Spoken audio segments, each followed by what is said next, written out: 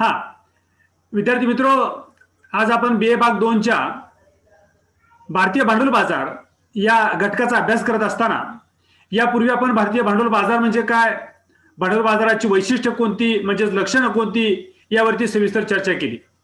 या भागामध्ये आपण भारतीय भांडवल बाजाराची रचना आणि त्याचे उपबाजार म्हणजे structure and sub markets of Indian capital market यावरती आज आपण चर्चा करतोय।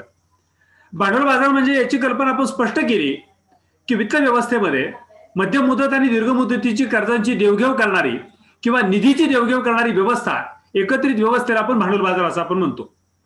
मात्र या भांडवल बाजारामध्ये नेमके कोणते कोणते घटक समाविष्ट आहेत, कोणत्या कोणत्या संस्था समाविष्ट आहेत, या सगळ्यांचं मिळून एक स्ट्रक्चर उभं राहतं, एक रचना तयार होते आणि त्या एकत्रित व्यवस्थेला आपण भांडवल बाजाराची रचना असं आपण म्हणतो।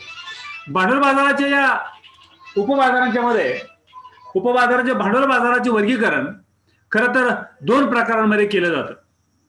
बघा, नीट लक्षात घ्या, तुमच्या पुढे स्क्रीन आहे, त्या स्क्रीनवरती स्पष्ट दिसतंय की भारतीय भांडवल बाजार किंवा भांडवल बाजाराचं प्रमुख दोन प्रकारांमध्ये वर्गीकरण होतं। एक म्हणजे रोख्यांच्या मालकी कंपन्या। रोखे म्हणजे ज्या आधारावरती कर्ज उपलब्ध करून दिले जातात, ज्या आधारावरती निधी उपलब्ध करून दिला जातो, याला आपण रोख्यांची मालकी असं आपण म्हणतो। मग असे रोखे कोण विक्रीला काढतं? असे रोखे कंपन्या विक्रीला काढतात, वेगवेगळ्या व्यावसायिक संस्था विक्रीला काढतात आणि रोख्यांच्या विक्री किंवा पुनर्विक्रीच्या स्वरूपात सामान्यतः ज्या यंत्रणेद्वारे, बघा, या अशा प्रकारचे जे कर्ज रोखे आहेत, या कर्ज रोख्यांच्या विक्रीची आणि पुनर्विक्रीची व्यवस्था ज्या यंत्रणेच्या माध्यमातून पार पडते, अशा खाजगी कंपन्यांचे रोखे खरेदी विक्री केले जातात, त्यास खाजगी रोखे बाजार असं आपण म्हणतो। पण खाजगी रोखे बाजार म्हणजे आपल्या एक गोष्ट लक्षात आली असेल की खाजगी कंपन्यांच्यासाठी जो निधी उपलब्ध करून दिला जातो, या व्यवस्थेला आपण खाजगी रोखे बाजार असं आपण म्हणतो। मात्र यामध्ये सामान्यतः ज्या यंत्रणेद्वारे शासकीय रोख्यांची विक्री सुद्धा होते खाजगी संस्थांच्या द्वारे, त्यांचा सुद्धा समावेश या खाजगी रोखे बाजारामध्ये होतो। याशिवाय या रोखे बाजाराचे पुढील आणखी दोन प्रकार पडतात। भांडवल बाजाराचा हा रोखे बाजार म्हणजे शेअर्स आणि कर्ज रोखे यांच्या खरेदी विक्रीचे व्यवहार या ठिकाणी होताना आपल्याला बघायला मिळतात। त्यातला पहिला उपबाजार म्हणजे प्राथमिक भांडवल बाजार, ज्याला आपण न्यू इश्यू मार्केट असं आपण म्हणतो। नीट लक्षात घ्या बरं का, भांडवल बाजारामध्ये शेअर्स आणि कर्ज रोखे यांच्या खरेदी विक्रीची व्यवस्था चालते, अशा एकत्रित व्यवस्थांना आपण उपबाजार असं आपण म्हणतोय। ज्यामध्ये त्या उपबाजाराचे दोन प्रकार पडतात, एक म्हणजे प्राथमिक भांडवल बाजार आणि दुसरा तो म्हणजे दुय्यम भांडवल बाजार। तेव्हा दुय्यम भांडवल बाजार ब। मात्र प्राथमिक भांडवल बाजाराची आपण पहिल्यांदा माहिती घेऊया, ज्याला आपण म्हणतो न्यू इश्यू मार्केट्स। अगदी बारकाईने थोडंसं लक्ष द्या। प्राथमिक भांडवल बाजार ज्याला आपण प्रायमरी कॅपिटल मार्केट म्हणजे एखाद्या विशिष्ट कंपनीच्या, बघा, प्राथमिक भांडवल बाजार म्हणजे नेमकं काय, एखाद्या विशिष्ट कंपनीच्या किंवा शासनाच्या नवीन म्हणजे कोणत्या, तर पहिल्यांदाच विक्रीस काढलेल्या रोख्यांचा बाजार, ज्याला आपण म्हणतो न्यू इश्यू मार्केट। अशा नव्या विक्रीला काढलेल्या रोख्यांचा बाजार म्हणजे त्याला आपण म्हणतो प्राथमिक भांडवल बाजार।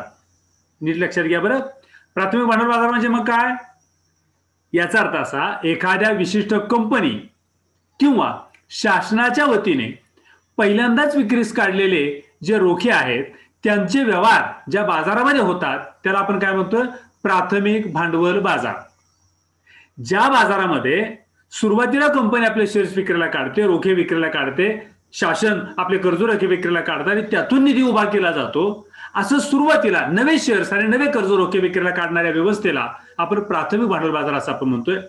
या बाजारामध्ये नव्या शेअर्सची, कर्ज रोख्यांची, बॉन्ड्सची पहिल्यांदाच खरेदी विक्री केली जाते।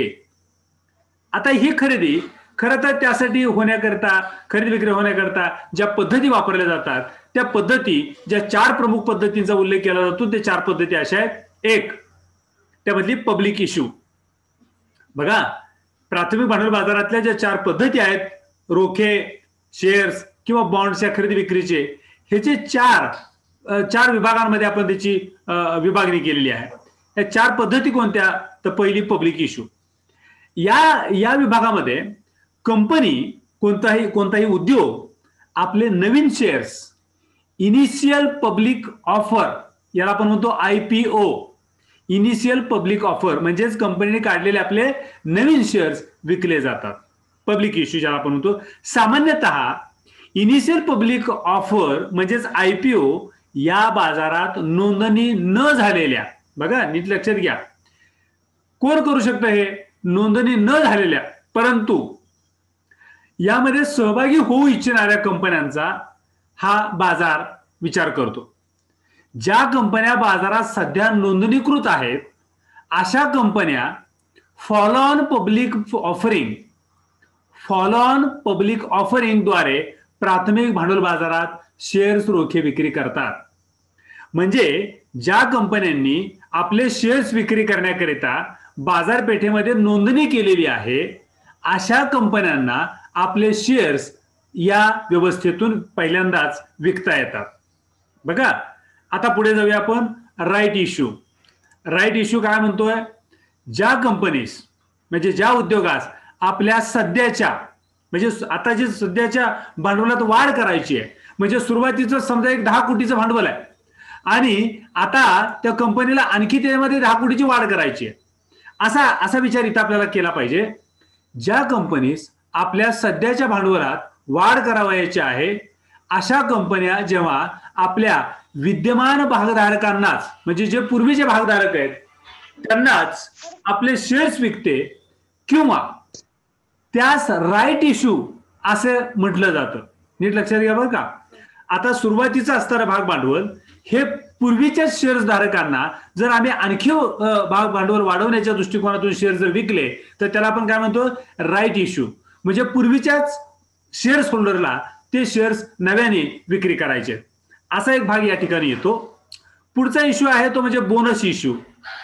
बघा कंपनीज आपल्या भांडवलात वाढ करावयाची असल्यास, बघा कोणत्याही कंपनीला आपल्या भांडवलात वाढ करावयाची असल्यास कंपनी जेव्हा आपल्या नफ्यातून, दरवर्षी होणारा जो नफा आहे या नफ्यातून विद्यमान भागधारकांना, म्हणजे आता जे भागधारक तुमच्या कंपनीचे आहेत त्या भागधारकांना मोफत शेअर्स देते.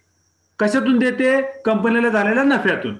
असे मोफत शेअर्स दिले जातात. पण कोणाला दिले जातात?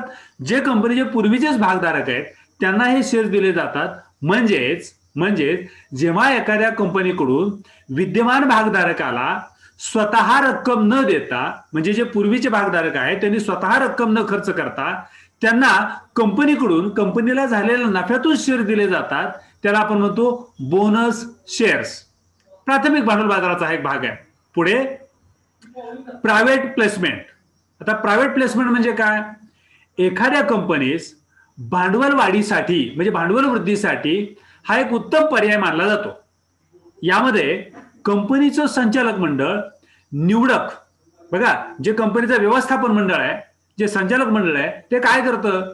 तर निवडक विद्यमान भागधारकांना, म्हणजे काही ठराविक भागधारकांना प्रिन्सिपल्स इश्यू, याला आपण प्रिन्सिपल्स इश्यू म्हणण्यापेक्षा प्रेफरन्स इश्यू असं आपण त्याला म्हणूया.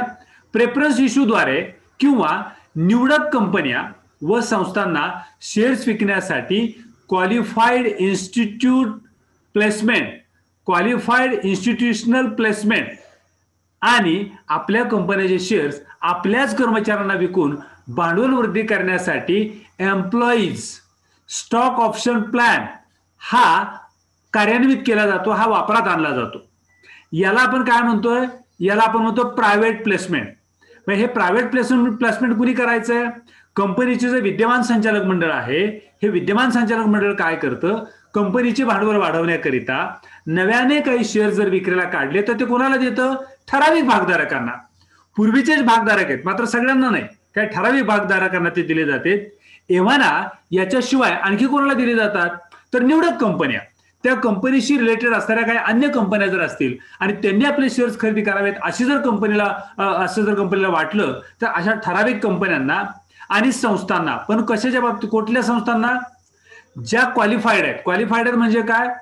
ते कंपनीशी अनुरूप अशा प्रकारचा व्यवसाय करतात किंवा कंपनीला फायदा होईल अशा पद्धतीची धोरण स्वीकारलेली जी कंपन्या किंवा संस्था आहेत यांनाच क्वालिफाईड इन्स्टिट्यूशन्स असं म्हटलं जातं. म्हणजे या कंपन्यांना किंवा व्यवस्थापकाने संचालक मंडळाने ठरवलेल्या ठराविक भागधारकांना हे शेअर्स दिले जातात किंवा आपल्याच कंपनीतील जे कर्मचारी आहेत ह्या कर्मचाऱ्यांना सुद्धा असे शेअर्स विकले जातात.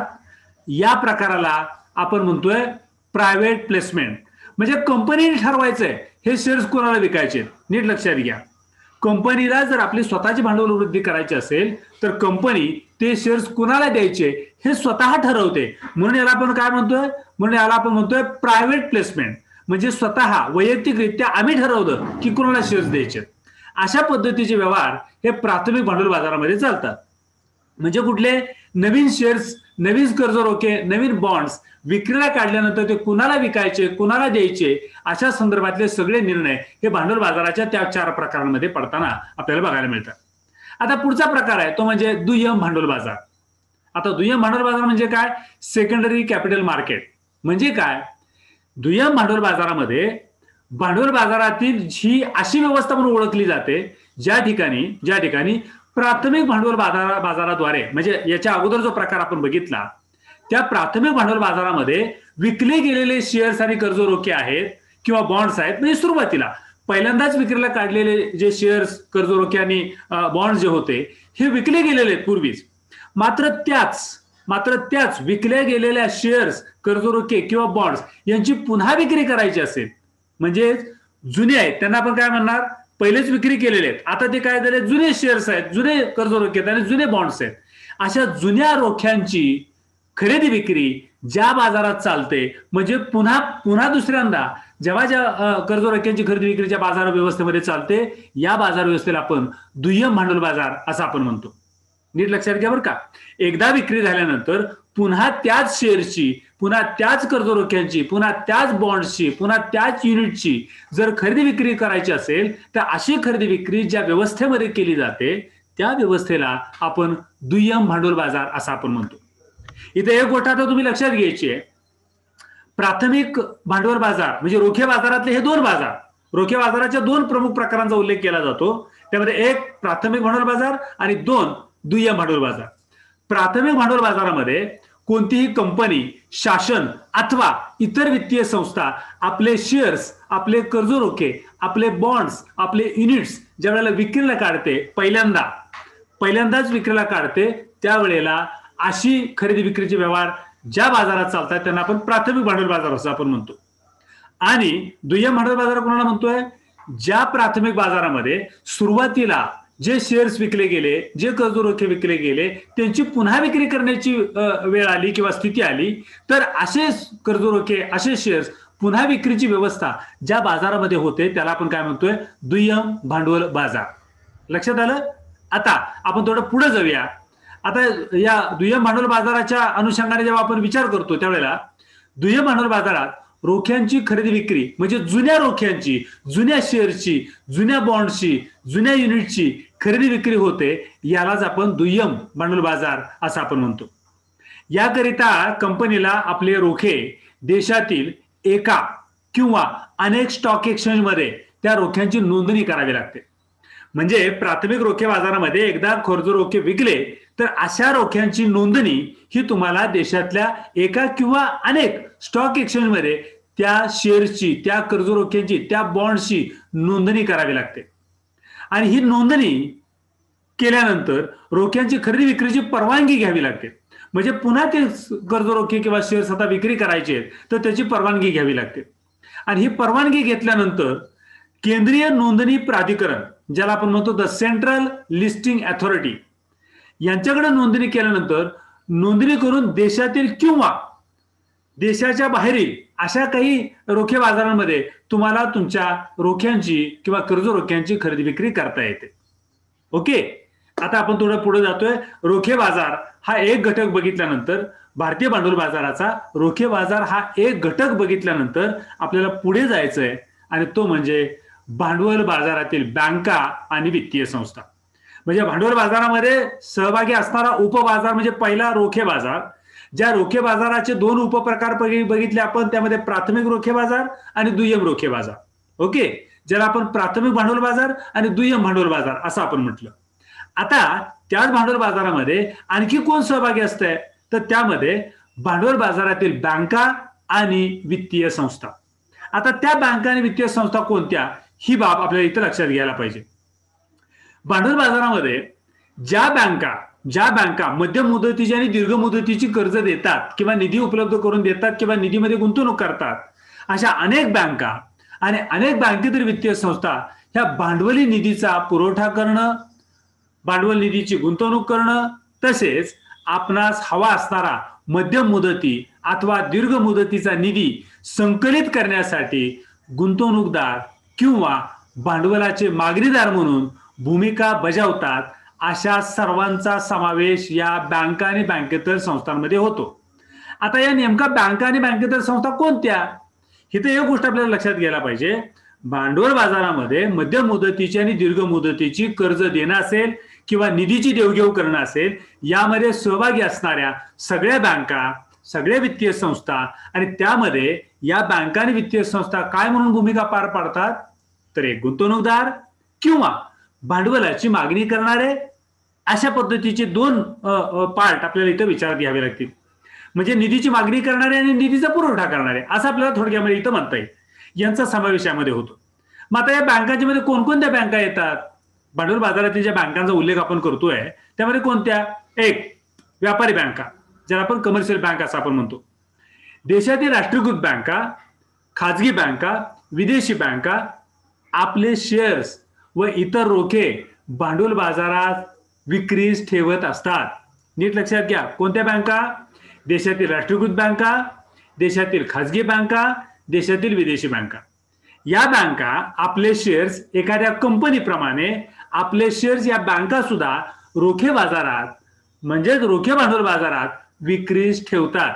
याशिवाय नीट लक्षात घ्या, आपल्याकडील निधी, बँकांकडे जो निधी उपलब्ध झालेला आहे, ठेवींच्या स्वरूपात असेल किंवा त्यांच्या भांडवलाच्या स्वरूपात असेल, या निधीचा वापर इतर कंपन्यांच्या किंवा इतर व्यावसायिक संस्थांच्या रोख्यांमध्ये म्हणजे शेअर्स असतील, रोखे असतील, बॉन्ड्स असतील, याच्यामध्ये सुद्धा गुंतवणूक करतात.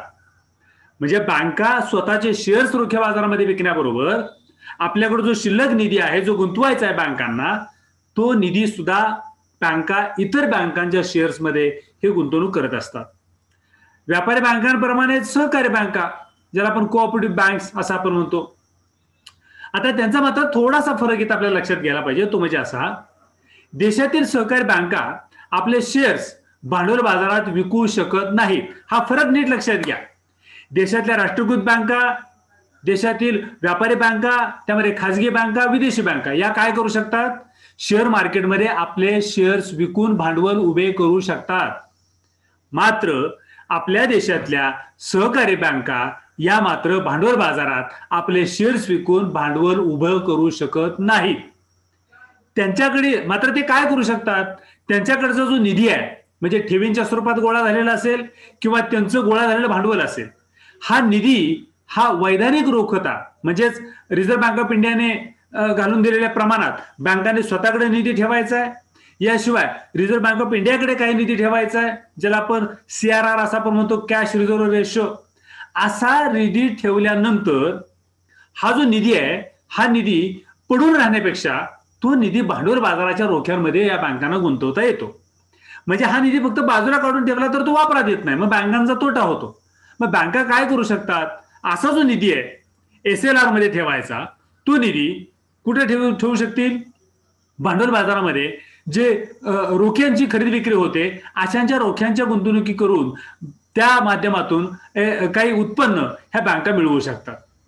म्हणजेच सहकारी बँकांना सुद्धा भांडवल बाजारात गुंतवणूकदाराची भूमिका पार पाडता येते.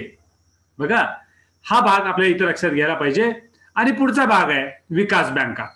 आता विकास बँका म्हणजे कोणत्या, ज्या बँका प्रत्यक्ष ठेवीदारांकडून इतर बँकांच्या प्रमाणात ठेवी स्वीकारणं आणि कर्ज देणं हा व्यवसाय करत नाहीत, मात्र दीर्घ मुदतीचा वित्त पुरवठा करणाऱ्या विकास बँका ज्या आहेत, ज्याच्यामध्ये पूर्वी IDBI, ICICI, HDFC, NHB, NABARD, EXIM म्हणजेच import export bank, okay, IFCI, SIDBI, या अशा ज्या वेगवेगळ्या संस्था बँकेतर वित्तीय संस्था म्हणून काम करतात, या संस्था त्यांना हवा असणारा जो निधी आहे बघा, या बँकांना, विकास बँकांना हवा असणारा निधी जमवण्यासाठी आणि त्याची गुंतवणूक करण्यासाठी भांडवल बाजारात सक्रिय असतात. म्हणजे या बँकांनी आपले बॉन्ड्स विक्रीला काढले, या बँकांनी आपले युनिट्स विक्रीला काढले तर शेअर बाजारामध्ये विकले जातात आणि त्यातून जो निधी गोळा होतो त्या निधीच्या माध्यमातून भांडवल बाजारातीलच काही कंपन्यांचे शेअर्स, काही कंपन्यांचे कर्ज रोखे विक्री करून उत्पन्न मिळवण्याचा प्रयत्न या विकास बँका करतात. विकास बँका या खरं तर देशाच्या आर्थिक विकासामध्ये आवश्यक असणारा भांडवल पुरवठा हा या बँकांच्याकडून होत असतो आणि तो भांडवल पुरवठा उभा करण्याचं काम, निधी उपलब्ध करण्याचं काम या विकास बँका रोखे बाजारातूनच करतात. आजच्या तासापुरतं, आजच्या भागापुरतं आपण इथंच थांबतो आहोत आणि पुढचा जो भाग आहे यातला हा आपण पुढच्या भागामध्ये अभ्यासणार आहोत. भांडवल बाजाराचे जे इतर उपबाजार आहेत त्या उपबाजारांचा आणि यातला उर्वरित भाग आपण पुढच्या भागामध्ये असाच कंटिन्यू करतो. धन्यवाद. आजच्या दिवसापुरतं आपण इथंच थांबतो आहोत.